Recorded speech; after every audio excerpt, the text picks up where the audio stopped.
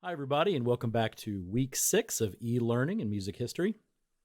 This week, we're going to be covering hip hop and rap music week 2. Hopefully, you liked week 1, learned a lot about sampling and instruments and turntables and all that cool stuff.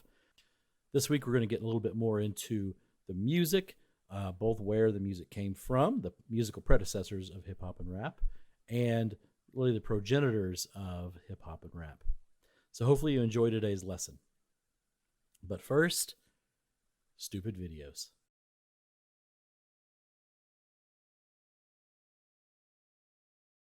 So when we learn about hip hop and rap, there's a couple of things that you need to know.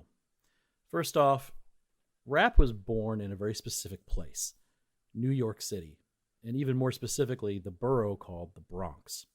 Now, if you've ever been to New York City, maybe you know a bit about the Bronx. But it's a borough, which is kind of like a city inside of New York City. It's an area where people live. And the Bronx has kind of a reputation of being sort of an inner city part of New York City. And that's been the case for a really long time. Traditionally, the folks who lived in the Bronx were immigrants and poor people, especially poor people of color, so usually black folks. And since the end of World War II, the Bronx was home to a lot of immigrants from the Caribbean, especially Puerto Rican and Cuban and Jamaican immigrants, and home to a lot of poor black folks. And that area in New York, the Bronx, really became an interesting place for a lot of reasons. So in the Bronx, you had people from lots of different cultures who were thrown together into kind of a rough living situation. And that living situation was made more rough by the housing conditions in which people lived. And this is where we have to learn about what a tenement is. A tenement is kind of like an apartment building. Some people call them housing projects or the projects.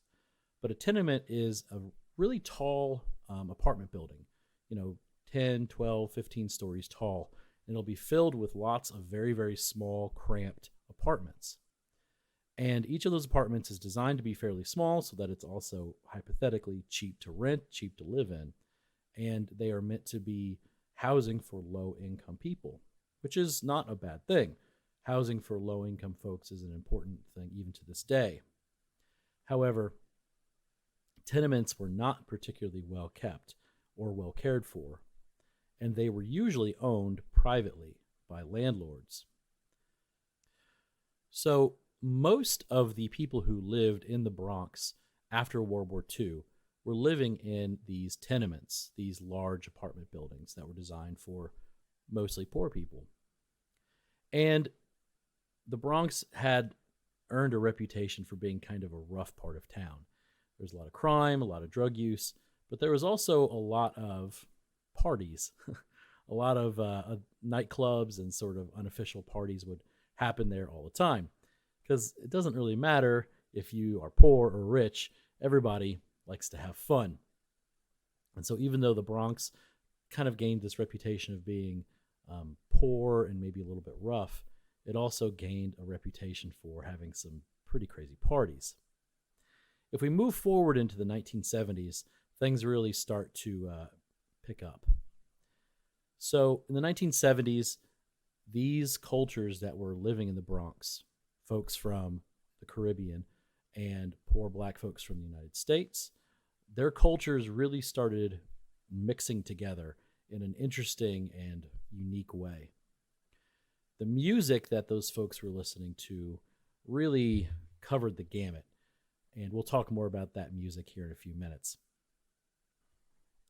Into this interesting time period comes the fires. And this is a little bit controversial, and there's still a lot of people who say that the fires were started by the people who lived in the buildings, but much more probably the tenement fires were actually caused by the people who owned the tenements. Let me tell you the story. So tenement owners, landlords, realized that the people who were living in the buildings were paying rent, sure, but they weren't making as much money from those renters as they would have made from insurance if the building were destroyed accidentally. Tenement landlords realized very quickly that in order to make a bunch of money and get out of the tenement business, maybe accidentally one of the tenements were to catch fire and they claim it on their insurance. And oops, all of a sudden, they've made a lot of money and also made a lot of people homeless. In the 1970s, lasting up until about the 1980s, tenement fires in the South Bronx especially were incredibly common. There was one particular weekend where 15 separate tenement buildings burned to the ground. And the arson report, because they knew that it had to have been an arson, reported that it was accelerated by gasoline. So somebody was burning down their tenements, and it was probably the landlords themselves. This led to the South Bronx especially looking like a third world country. This is not the New York that you think of nowadays with, big, tall, shiny skyscrapers and fancy sort of people dressed up and walking around all over the place. This is the New York that you never really hear about. At this moment, I'd actually like you to go watch the video that I have. It's linked down in the extra stuff, but it's called Video of the South Bronx in 1982. And I just want you to watch a little bit of this video. It's kind of amazing that these pictures that you're about to see are in New York, in the United States, in the very early 1980s, after all of these huge tenement fires took place. So go watch that video.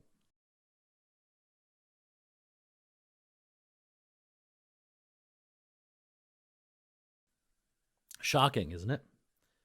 Those burnt out buildings weren't torn down because it was too expensive to tear them down. They just left these burnt out husks of these apartment buildings standing after they collected their insurance money for them. But what about the people who lived in them? Well, they either became homeless, or if they were in the fire, they died. Well, that's awful. How can that happen in the United States? Well, this is where you get topics and conversations like systemic racism becoming a big problem in the United States. And that's maybe a bit of too big of a topic for a music history class, but there's a lot of history there and a lot of interesting information for those of you who might be interested in looking it up.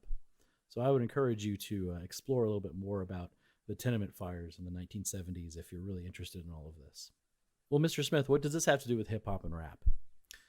Well, there's one evening, especially one weekend in July of 1977 that really started the party, as it were, for hip hop and rap. And this happened because of a blackout in the summer of 1977. There was a huge blackout that affected the entire eastern seaboard, but especially hit New York very hard.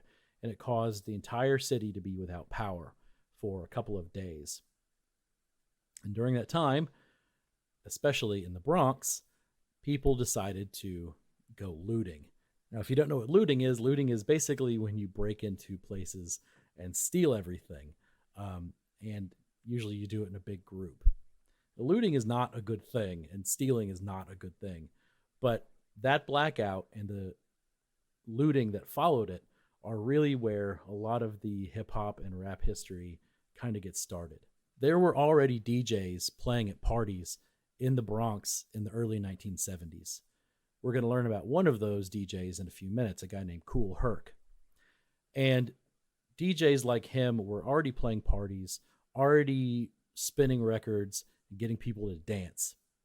But after the blackout in 1977, one of the things that people started to loot were these huge sound systems and record players and speakers and amplifiers. They would go to electronic stores and basically rob them while the power was out. And there was no way for the alarms to be sounded. There was no way to film or record anything. Basically, one of the things that got stolen was equipment to throw parties. And after the blackout ended, all of a sudden, a lot more people had DJ equipment. Funny how that works. And not only do they have DJ equipment, but they started having bigger parties and started throwing those parties in the burnt out tenement shells these giant buildings that had been destroyed by fires in the years previous. Those burnt out tenement buildings became home to basically makeshift early hip hop parties. Eventually, some of those parties also moved to bigger spaces outdoors like basketball courts and other places in the Bronx. But really, the Blackout in July of 1977 is the reason why the explosion of hip hop music in particular took place, is because lots of people all of a sudden had access to equipment that they otherwise would not have had. Well, what kind of music was being played at those parties? This is an interesting history. So I've listed a few styles of music that were very influential into early hip hop and rap. And some of these are fairly obvious, and some of them are much less so. I want you to go and watch the video for jazz.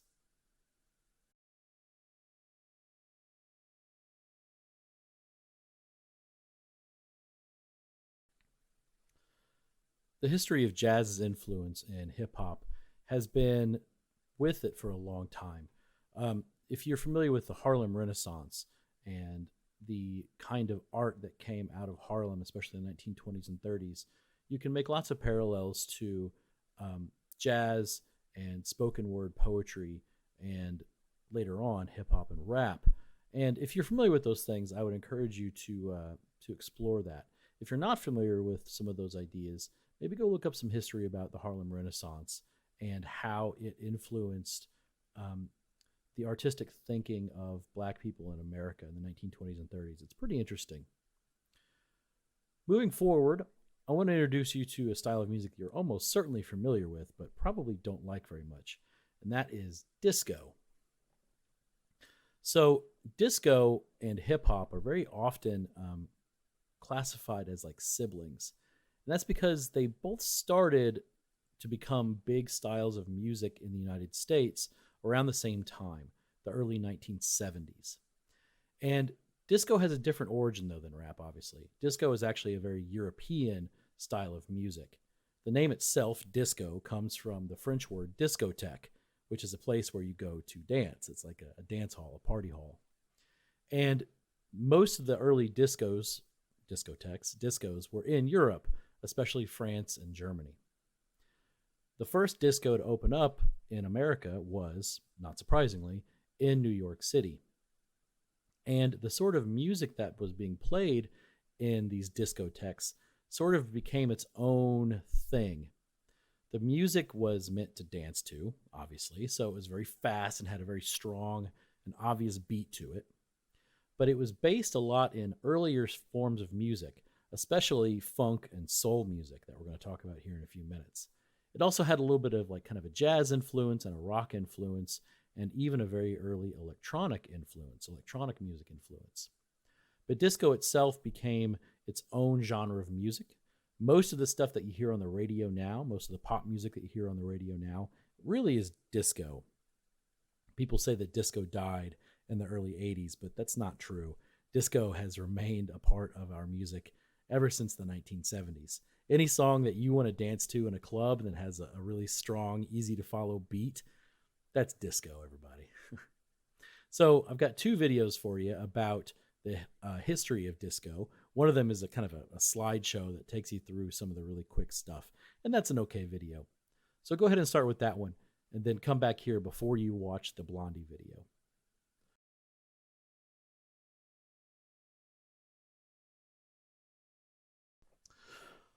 All right, so you're about to watch a video, a very early music video, one of the very first music videos put onto MTV, in fact, by the band Blondie. And Blondie was a disco band, and they have kind of an odd distinction. They were one of the very first pop video acts to include in one of their disco songs a rap. And you might think that this is a really weird thing that you're about to watch. But go ahead and watch Blondie's Rapture.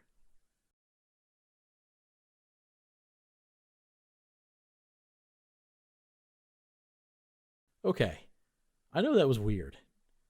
But that rap that the lead singer was doing in the middle of that song was the first time that a pop song included a rap in the middle of it.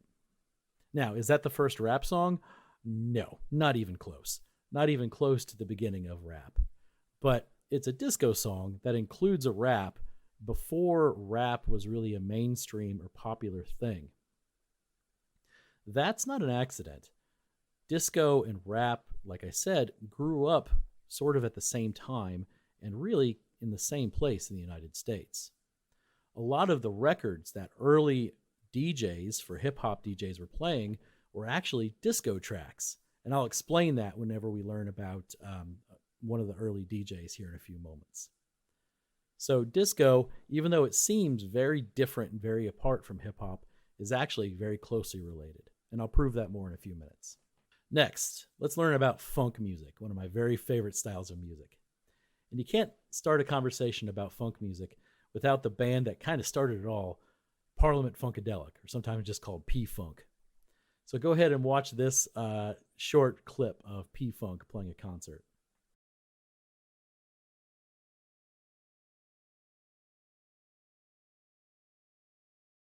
Funk music is awesome. Much like disco, funk music is meant to be dance music. It's meant to be sort of rhythmically complex, but it's meant to be dance music, something that you can dance along to. The music itself is also meant to be fun. Like, it's not super serious or super intense music. It's meant to be sort of lighthearted and enjoyable. One of my personal favorite funk bands is a band called Tower of Power. Go ahead and watch this video of Tower of Power playing 3 of their songs back in the 1970s.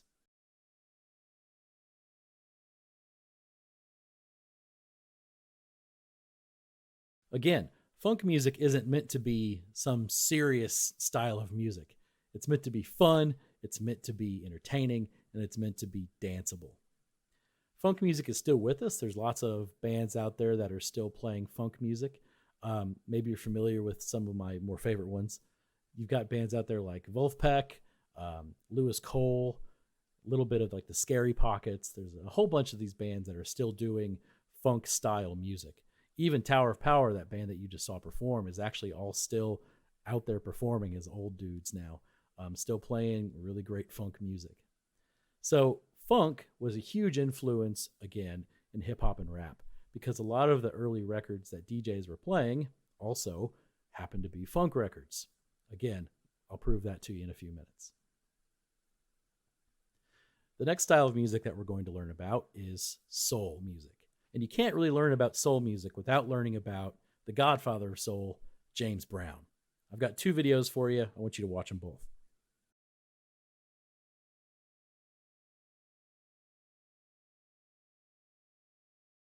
So James Brown is kind of a force of nature.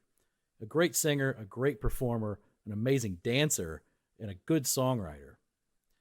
What made James Brown so special and unique was that he was sort of the first businessman.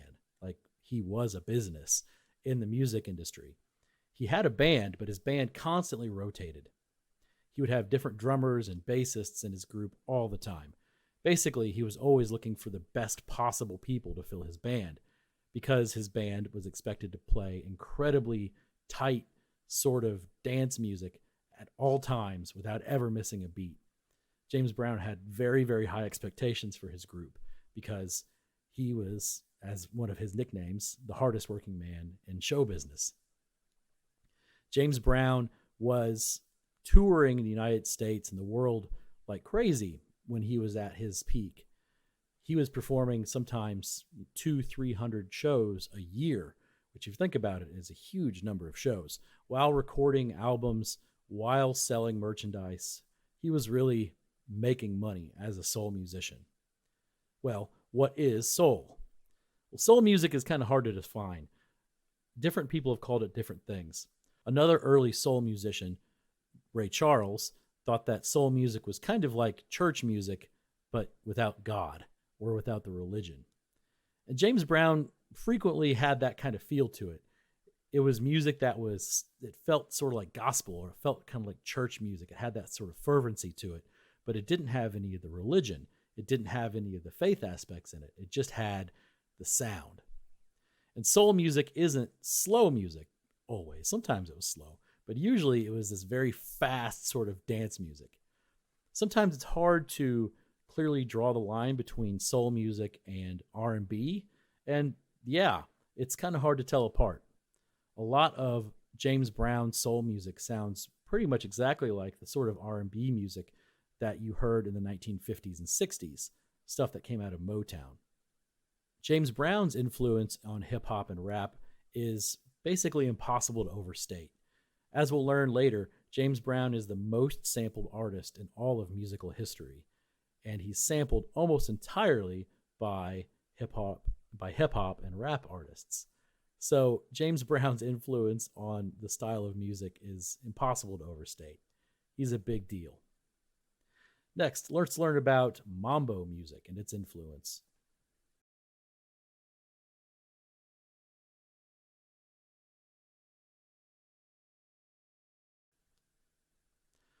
So like we learned about in Caribbean music, Mambo is a style of dance music that came from Cuba, especially Cuba in the 1950s after the Cuban Revolution had taken place.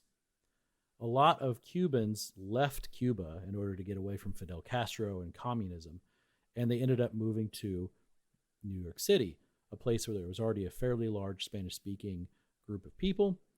And for the most part, they lived in the place where they could afford, specifically the Bronx. So lots of Spanish-speaking services, grocery stores and hospitals, and of course, dance clubs and entertainment venues started to appear in the Bronx. When you move into the 1970s, a lot of the people who lived in the Bronx who weren't black were Cuban. And their parents were still listening to the mambo music that was popular back in Cuba.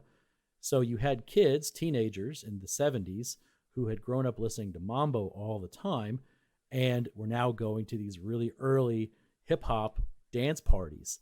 And maybe sometimes they were the ones who were the spinning of the records themselves. And maybe they were looking for something new or interesting to play at one of these parties, and they would sneak some of their parents' mambo records down to the club with them. A lot of early DJs, again, like we'll learn here soon, were actually playing mambo records mixed together with jazz, disco, funk, and soul records. So mambo, the style of music, became influential in the music itself. It also became a big influence in the style of dance that came with hip-hop, something called breakdancing, or b-boy dancing, as we'll learn about here in a little bit. Next, a quick mention about toasting.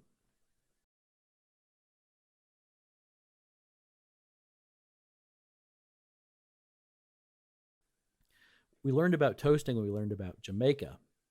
And Jamaican toasting was really more of like a party thing. It's something that the master of ceremonies, an MC, would do at a party. Maybe they'd string together a few rhymes to introduce people as they came into, a party. Well, toasting became a part of a lot of these early hip-hop parties in the 70s in New York as well. Because besides these immigrants from Cuba, there were also a lot of immigrants from Jamaica. In fact, the most important person we're going to learn about here in a few minutes, DJ Kool Herc, was Jamaican. And he brought with him sort of this old Jamaican tradition of toasting at parties. That influence of toasting, about this idea of stringing some rap together at a party, became very influential. All right, enough teasing about these things. Let's go ahead and learn about three of the really important early people in hip-hop and rap. The first person that you're going to learn about is DJ Kool Herc.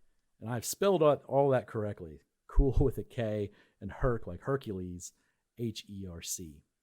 So I want you to go watch the video that I've included for you about DJ Kool Herc.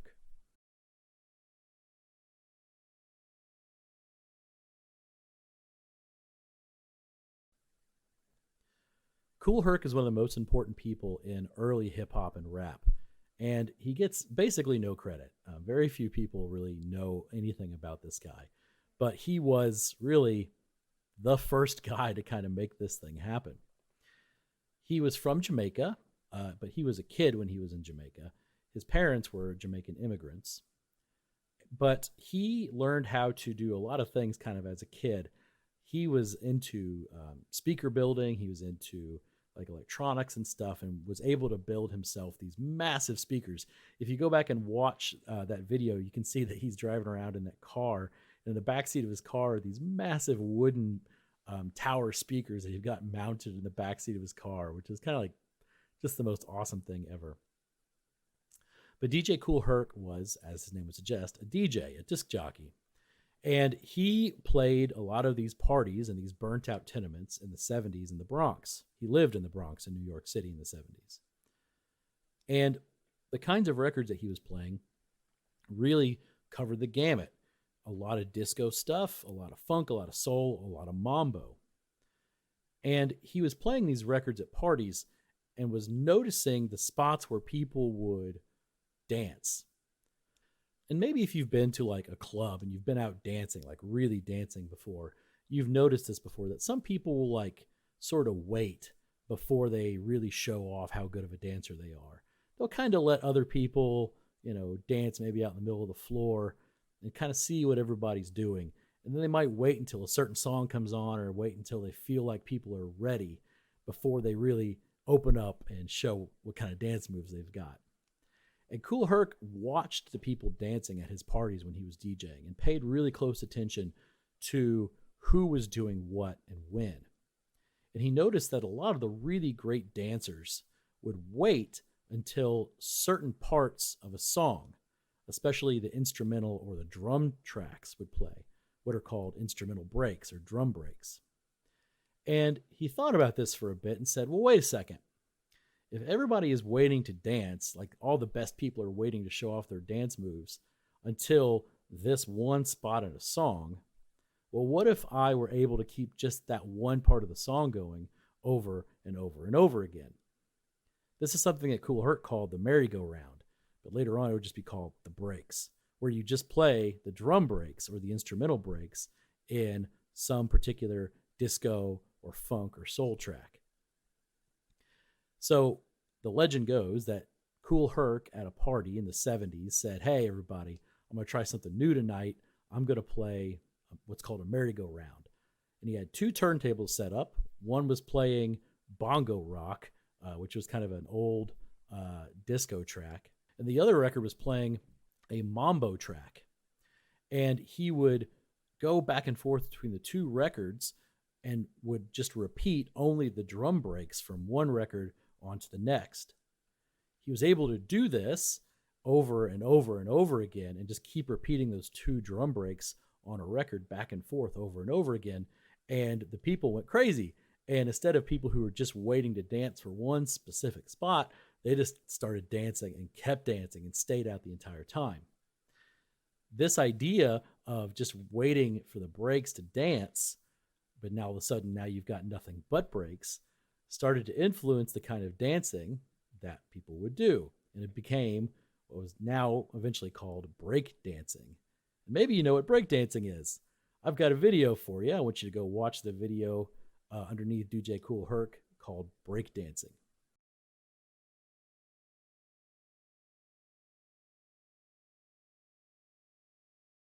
So this idea of b-boys or breakdancers dancing to music like DJ Kool Herc stuff were really important in the 70s. This was brand new music. This was stuff that was not being played or found anywhere else in the world.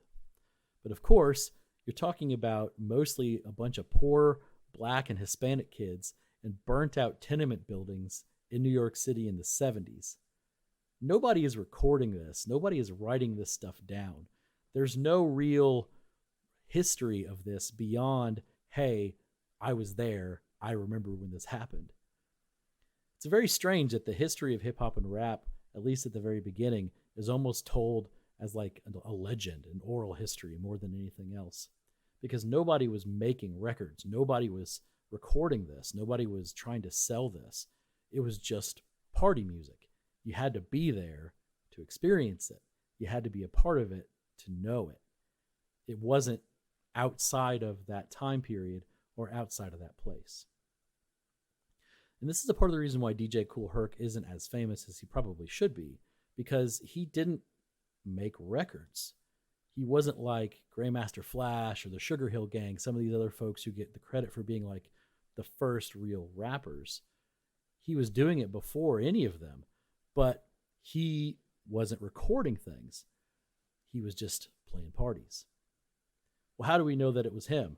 Because there's a lot of people who went to those parties and knew that it was DJ Kool Herc who was doing it. So DJ Kool Herc had an MC who occasionally would toast over these drum breaks.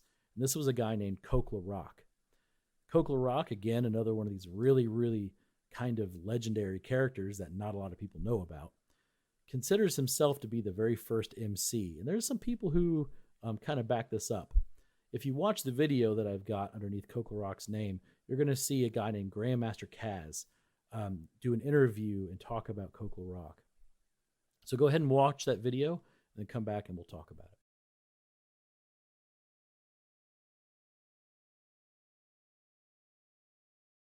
So Grandmaster Caz gets usually the credit for being the very first MC, the very first like rapper, even though he wouldn't have used that term.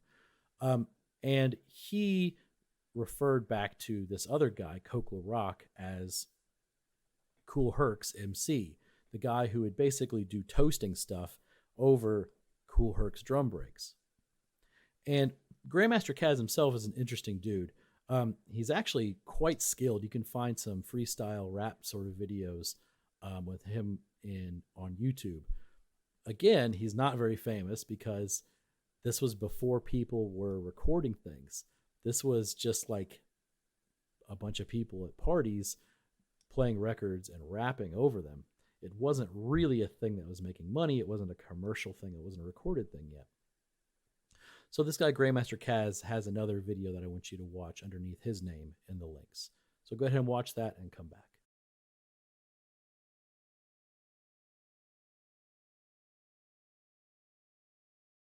So these three guys, DJ Kool Herc, Kool Herc, and Grandmaster Caz, are some of the earliest people in hip-hop and rap music that you can possibly go. It's basically the beginning of this style of music. And sure, there were a lot of other people who were doing stuff like this in the Bronx, but these were sort of the main people who were doing it. And you might say, well, I thought like Compton, some of these other places were supposed to be big in rap early on. Yeah, but no, not this early. When you get LA, which is where Compton is, involved, you get Atlanta and Chicago and some of the other big cities that are kind of more associated with rap nowadays. They didn't become sort of centers for this kind of music until much, much later in the 80s, or in some cases the 1990s, before they really became a place where rap music could be from. But this early, in the early 1970s, you had to be in New York, you had to be in the Bronx to hear this kind of music. Okay, we're going to end today's lesson with three samples, three really famous samples. And if you remember back from the lesson last week, we talked about samplers and how you could create an entire new song from something that had existed previously. Well, these three songs are some of the most sampled pieces of music in history. The Almond Brother, which is really now called the Almond Break, was a drum break that has been used by just about everybody. It was recorded by a band called the Winstons. The Funky Drummer, which initially was played by one of James Brown's drummers, a guy named Clyde Stubblefield, and was recorded onto a song called The Funky Drummer. And the Lottie Dottie, which is interesting because it was originally recorded by a beatbox guy and a rapper. These three songs represent a huge number of samples that have been taken and recontextualized so many times by so many different artists. So this is really fascinating stuff. I want you to go and watch all three of the videos for the Almond Brother, the Funky Drummer, and the Lottie Dottie, and then come back and we'll talk.